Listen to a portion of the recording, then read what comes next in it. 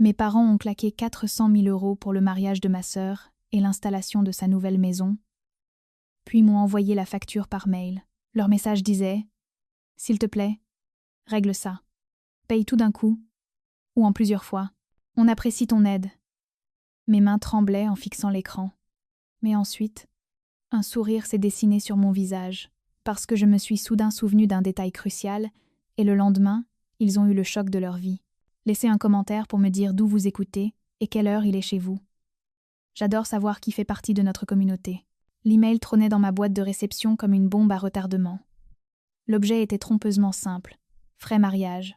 Important. J'étais en train de boucler un gros bail commercial, le genre qui demande des semaines de négo et des montagnes de paperasse, mais mon attention s'est instantanément braquée sur la notification. J'ai ouvert, en pièces jointes, un tableur Excel. Ce n'était pas juste une demande. C'était une facture détaillée. 80 000 € pour les compositions florales, 150 000 pour des rénovations structurelles sur la maison bourgeoise de l'avenue des Tilleuls. Traiteur, robe sur mesure, location de voitures de collection. Le total en bas était en gras. 412 560 €. Ma mère, Isabelle, avait ajouté une note en bas. Camille, on a mis les acomptes sur nos cartes de crédit, mais évidemment, il faut qu'on solde tout avant le jour J. S'il te plaît, règle ça. Paye tout d'un coup, ou en plusieurs fois. On apprécie ton aide. Bisous, maman. Pendant un instant, les bruits du bureau se sont estompés. Le bourdonnement de la clim, la circulation lointaine de Paris, le cliquetis du clavier de mon assistant, tout est devenu silencieux. Mes mains ont commencé à trembler. Pas de peur, pas de tristesse. C'était une rage pure et glaciale qui partait de mon estomac pour gagner le bout de mes doigts. Il supposait, il prenait ça pour acquis, parce que j'étais l'avocate, parce que j'étais celle qui était devenue associée à 27 ans, parce que toute ma vie, j'avais été le filet de sécurité désigné pour leurs acrobaties financières. Mais ensuite, les tremblements ont cessé. J'ai regardé à nouveau la ligne concernant la rénovation de la maison. Réparation structurelle, 724, avenue des Tilleuls. Un souvenir a refait surface. Un document signé il y a 5 ans dans le bureau silencieux et poussiéreux d'un notaire, avec ma grand-mère. Un tampon officiel. Un acte de transfert de propriété. Mon père et ma mère ne possédaient pas cette maison. Ma sœur Chloé ne possédait pas cette maison. C'était moi la propriétaire. Un lent sourire s'est étiré sur mon visage. Ce n'était pas un sourire gentil. C'était le genre de sourire qu'un joueur d'échecs affiche quand il voit un échec et mate en 3 coups. Je n'ai pas crié. Je ne les ai pas appelés pour me disputer. Je n'ai pas répondu à l'email par un refus ou un appel à la raison. J'ai fermé le tableur. J'ai ouvert un nouveau document. J'ai tapé 3 mots. En haut de la page. Avis d'expulsion. S'ils voulaient jouer à la dinette avec mon argent, ils allaient apprendre exactement qui était le propriétaire. Je me suis adossée à mon fauteuil, l'avis d'expulsion brillant sur mon écran, et pour la première fois de la journée, j'ai pris une vraie respiration. Ce n'était pas du soulagement, c'était le calme avant une tempête très spécifique et calculée. Pour comprendre pourquoi je n'ai pas hésité, pourquoi je n'ai pas ressenti la moindre once de culpabilité à l'idée d'expulser mes propres parents et ma sœur, il faut comprendre le livre de comptes. Tout a commencé quand j'avais 6 ans. Ma sœur Chloé en avait 3. C'était son anniversaire, et mes parents lui ont organisé une extravagance sur le thème des princesses. Un poney, un gâteau château sur mesure, une actrice engagée pour jouer Cendrillon.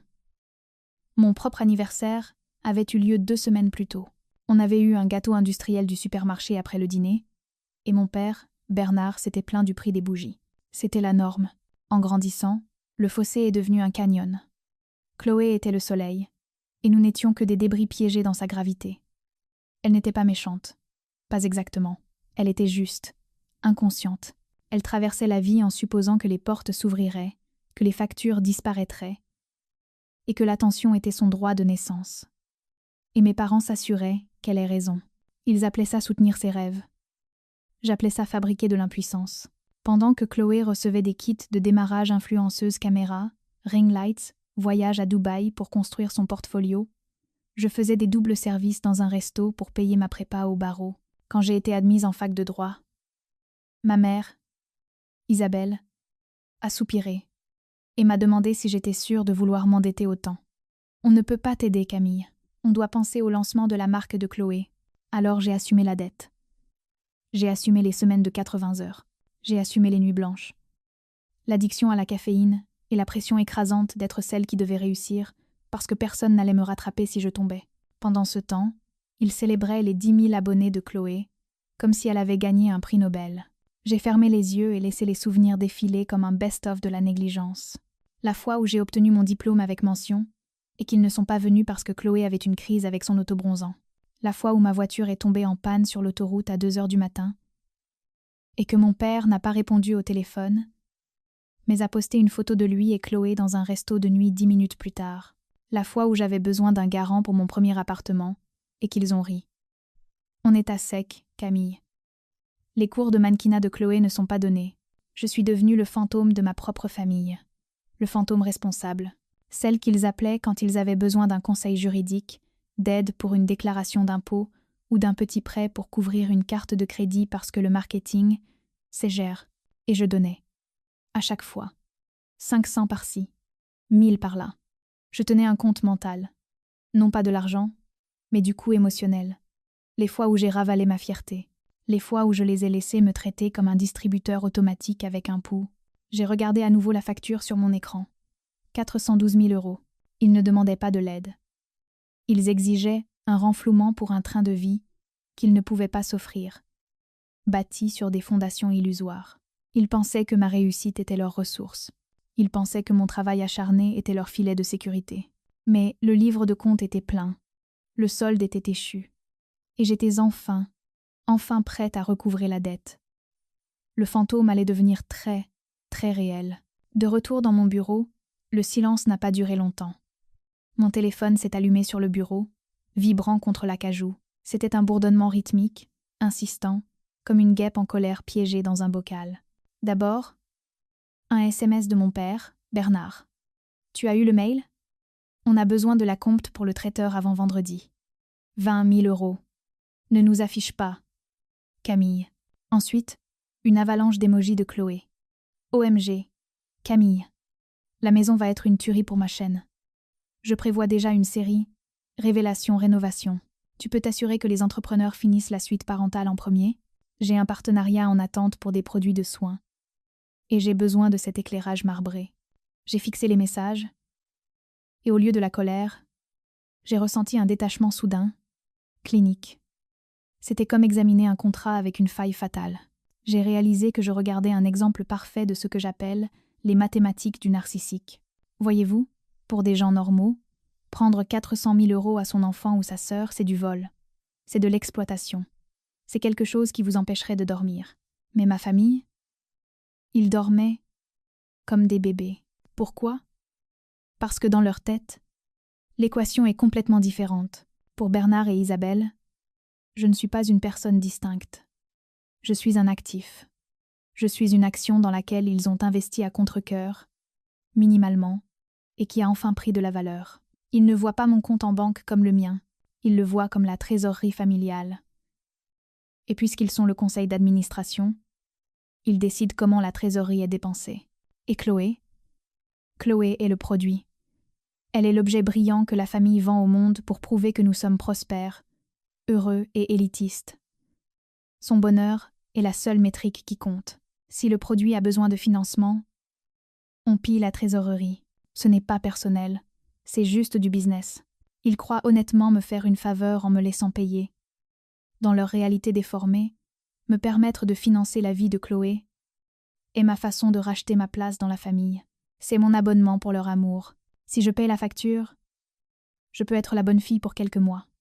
Si je refuse, je suis la traîtresse ingrate qui a oublié d'où elle vient. C'est une boucle logique fermée qui crée une forteresse contre la culpabilité.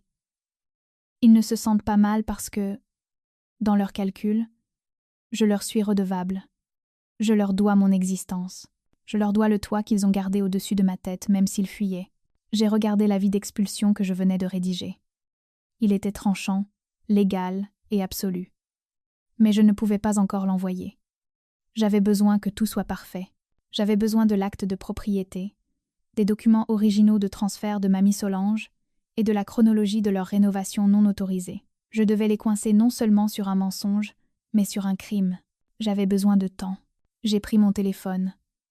Je n'ai pas tapé. Non, je n'ai pas tapé. Vous êtes malade? J'ai tapé.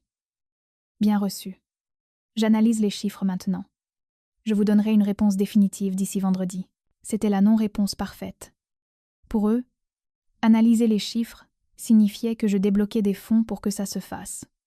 Pour moi, ça signifiait que je chargeais l'arme. Bernard a répondu instantanément avec un emoji pouce levé. Chloé a envoyé un cœur. Il pensait avoir gagné. Il pensait que le distributeur avait craché le cash et que la transaction était terminée. Il n'avait aucune idée que la machine était sur le point d'avaler leur carte. Jeudi matin, j'ai conduit jusqu'à la maison bourgeoise. Mon estomac était noué par l'appréhension. Je savais ce que j'allais trouver, mais le savoir et le voir sont deux choses très différentes. En me garant le long du trottoir, le bruit des outils électriques perçait l'air calme du quartier. Une benne à ordures trônait dans l'allée, débordant déjà de gravats. J'ai monté les marches, enjambant un lustre brisé qui était suspendu dans l'entrée depuis 1920. Il était en miettes. À l'intérieur, la dévastation était totale. Une équipe de chantier arrachait le parquet en chêne d'origine, celui que ma grand-mère avait ciré à la main pendant 40 ans, brisant le bois pour faire place à du stratifié blanc. Chloé veut que ce soit lumineux, m'avait dit ma mère au téléphone. Plus moderne, plus instagrammable. J'ai trouvé Isabelle dans ce qui était autrefois la salle à manger, tenant un nuancier contre un mur qui était en train d'être abattu à la masse.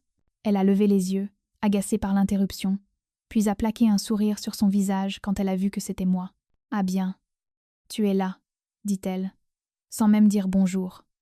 On a un problème avec l'entrepreneur.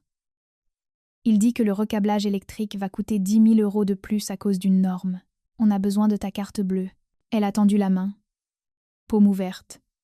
Dans l'attente, j'ai regardé sa main, puis la destruction autour de nous. Où sont les bibliothèques intégrées? Ai-je demandé, d'une voix dangereusement calme. Les bibliothèques en acajou. Oh, on les a arrachées hier, dit-elle d'un ton dédaigneux. Elle rendait la pièce trop sombre. Chloé a besoin d'un open space pour ses vidéos.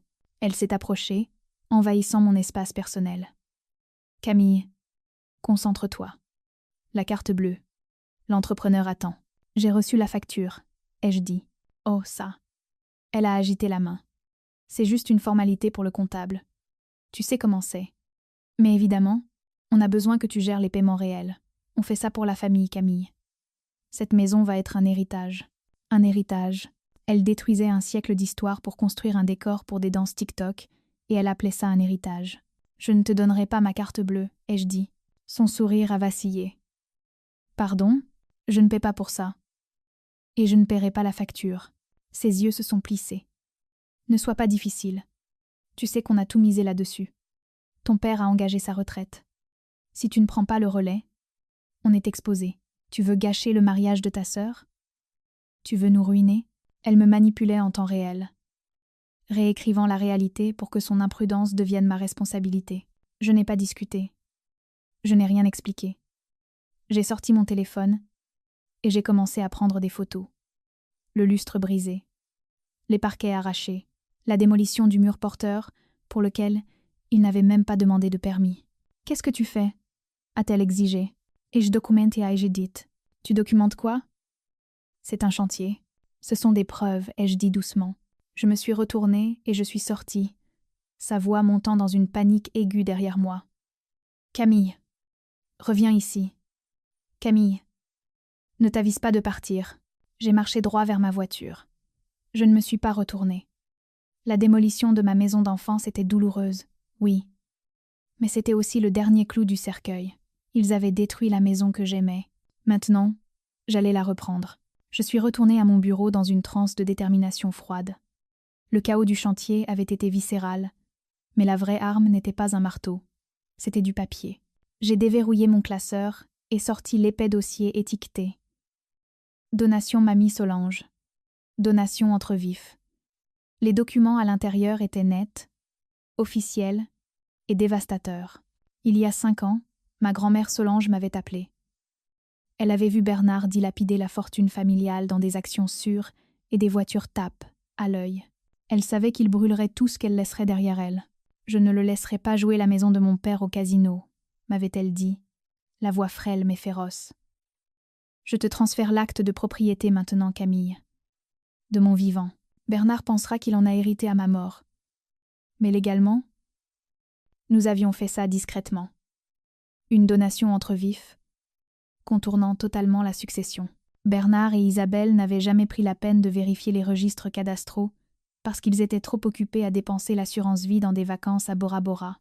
J'ai étalé les documents sur mon bureau, l'acte notarié, signé et tamponné, le relevé de propriété, me désignant comme unique propriétaire. Mais en révisant le dossier, j'ai trouvé autre chose. Une notification du bureau des hypothèques datée d'il y a 6 mois. Une hypothèque. J'ai froncé les sourcils et je me suis connectée à la base de données cadastrales. Mon cœur martelait mes côtes. Bernard avait contracté un prêt hypothécaire de 200 000 € sur la maison bourgeoise pour payer les acomptes du mariage. Mais comment? Il ne possédait pas la maison. J'ai sorti l'image de la demande de prêt. Là, en bas, il y avait une signature. Solange Mercier. Ma grand-mère était morte depuis 4 ans. Bernard avait imité la signature d'une femme morte pour contracter un prêt sur une maison qu'il ne possédait pas. La température dans mon bureau a semblé chuter de 10 degrés. Ce n'était plus juste un sentiment de droit divin. Ce n'était plus juste de la mauvaise parentalité. C'était une fraude hypothécaire criminelle. Il avait mis en gage ma propriété en utilisant une signature falsifiée pour payer les fleurs de Chloé. J'ai pris mon téléphone et appelé un huissier que j'utilisais pour les expulsions difficiles. J'ai besoin d'une intervention urgente, ai-je dit. Demain soir, en Provence, un dîner de répétition. Ensuite, j'ai commencé à rédiger. Pas juste un avis d'expulsion. Une mise en demeure de cesser tous travaux. Un avis de charge frauduleuse. Et une copie de l'acte de transfert original. J'ai tout mis dans une épaisse enveloppe couleur crème. Ça ressemblait à un cadeau de mariage. Ça allait être le cadeau le plus cher qu'ils aient jamais reçu. Vendredi soir, j'ai conduit jusqu'en Provence. L'air était lourd du parfum des vignes et de fragrances coûteuses. Le dîner de répétition avait lieu dans un domaine privé surplombant la vallée, le genre d'endroit qui se loue 20 000 € la nuit. Je n'avais pas d'invitation. Je n'en avais pas besoin. Je suis arrivée juste au coucher du soleil, qui jetait une lueur dorée sur les tables dressées de porcelaine fine et de cristal. Ma sœur Chloé était radieuse en soie blanche, riant à une remarque d'une demoiselle d'honneur. Mes parents tenaient court, trinquant, jouant le rôle des bienfaiteurs bienveillants. Je suis entrée, flanquée de 2 hommes en costume sombre. Pas la sécurité. Des huissiers de justice. Le brouhaha s'est éteint à mon approche de la table d'honneur. Le sourire de ma mère a vacillé. « Camille, qu'est-ce que tu fais là? Tu gâches l'esthétique. » « Je ne suis pas là pour l'esthétique, ai-je dit, ma voix tranchant le silence. Je suis là pour le loyer. J'ai fait un signe de tête à l'huissier, qui s'est avancé, et a placé l'épaisse enveloppe devant Bernard. « C'est quoi ça ?» a-t-il demandé, le visage rougissant. « C'est le chèque ?»« Ouvre, ai-je dit. » Il a déchiré l'enveloppe. En sortant les documents, sa confusion s'est transformée en choc, puis en pure terreur. Commandement de quitter les lieux, a-t-il lu à haute voix, la voix tremblante. Mise en demeure, acte de propriété. Il a levé les yeux vers moi, les yeux écarquillés. Tu ne peux pas posséder la maison. Maman me l'a laissée. Regarde la date, papa. Ai-je dit. Mamie me l'a transférée 5 ans avant sa mort. Parce qu'elle savait. Savait quoi? A hurlé Isabelle. Qu'est-ce qui se passe? Elle savait que tu la jouerais au casino, ai-je dit. Tout comme tu as joué ta retraite. Tout comme tu as joué mon fonds pour l'université. Puis j'ai pointé le 2e document. Et elle n'a certainement pas signé cette demande de prêt il y a 6 mois. La couleur a quitté son visage. Les invités chuchotaient maintenant. Chloé avait l'air sur le point de s'évanouir. Tu as imité la signature d'une morte pour prendre un crédit sur une maison qui ne t'appartient pas, ai-je dit, assez fort pour que les tables du fond entendent. C'est une fraude hypothécaire. C'est un crime passible de prison. Tu gâches mon mariage. A hurlé Chloé en fondant en larmes. Comment peux-tu me faire ça? Je ne te fais rien, ai-je dit calmement. C'est eux. Ils ont dépensé de l'argent qu'ils n'avaient pas sur une maison qu'ils ne possédaient pas. J'ai regardé mes parents. Ils étaient tout petits maintenant. L'arrogance avait disparu, remplacée par la peur désespérée de ceux qui se sont fait prendre. Le mariage est annulé, ai-je dit. Et vous avez 30 jours pour vider ma propriété. Si vous n'êtes pas partis, les prochaines personnes à frapper à votre porte ne seront pas des huissiers. Ce sera la police. Je me suis retournée et je suis partie. Je n'ai pas regardé le chaos derrière moi. Je n'ai pas regardé la ruine. J'ai marché vers ma voiture, et pour la première fois de ma vie, je me suis sentie totalement, terriblement libre. 30 jours plus tard, je me tenais sur le perron du 724, avenue des Tilleuls. L'air était vif, et le soleil se couchait, projetant de longues ombres sur le quartier. La maison était silencieuse, l'expulsion avait été exécutée. Bernard et Isabelle avaient entassé leurs affaires dans un camion de location, sous la supervision d'un adjoint de police. Ils vivaient maintenant dans un 2 pièces à Créteil. Leur statut social en ruine. Les allégations de fraude avaient fait la une locale, et la carrière d'influenceuse de Chloé avait implosé au moment où la vérité avait éclaté. Il s'avère que les marques n'aiment pas s'associer à des gens qui financent leur train de vie par l'abus de faiblesse et la fraude bancaire. J'ai déverrouillé la porte d'entrée, et je suis entrée. L'odeur de sciure flottait encore dans l'air, fantôme de leur tentative de rénovation. Les parquets étaient endommagés, oui. Les murs étaient cicatrisés. Mais la structure était saine. J'ai marché à travers les pièces vides, mes pas résonnant contre le sous-plancher nu. Je suis allée dans la salle à manger où Isabelle avait exigé ma carte de crédit. Je suis allée dans le salon où ma grand-mère avait l'habitude de me faire la lecture. Je m'attendais à me sentir seule. Je m'attendais à sentir le poids du silence. Mais non, je me sentais légère. J'avais l'impression de pouvoir enfin respirer sans un poids sur la poitrine. Je n'étais plus le distributeur automatique. Je n'étais plus le filet de sécurité. Je n'étais plus le fantôme. J'étais la propriétaire. Je suis retournée dans l'entrée et je me suis assise sur la première marche de l'escalier. J'ai sorti mon téléphone et composé un numéro. « Bonjour, c'est l'atelier Martin Restauration. Ici Camille. J'aimerais planifier un devis. J'ai une maison bourgeoise qui a besoin d'amour. Et je veux faire les choses bien. Matériaux d'origine. Respect de l'histoire. » J'ai raccroché et regardé autour de moi. Cette maison n'était pas juste un bâtiment. C'était un symbole. C'était la preuve que le mérite gagne. C'était la preuve qu'on ne peut pas bâtir un héritage sur des mensonges. Et maintenant, j'allais la reconstruire. À ma façon. Pour moi. Parfois, la chose la plus chère que vous puissiez acheter est votre propre liberté. Avez-vous déjà dû acheter votre sortie d'une relation toxique ? Racontez-moi votre histoire dans les commentaires. Et si vous croyez qu'il faut savoir tenir tête, cliquez sur le bouton « J'aime »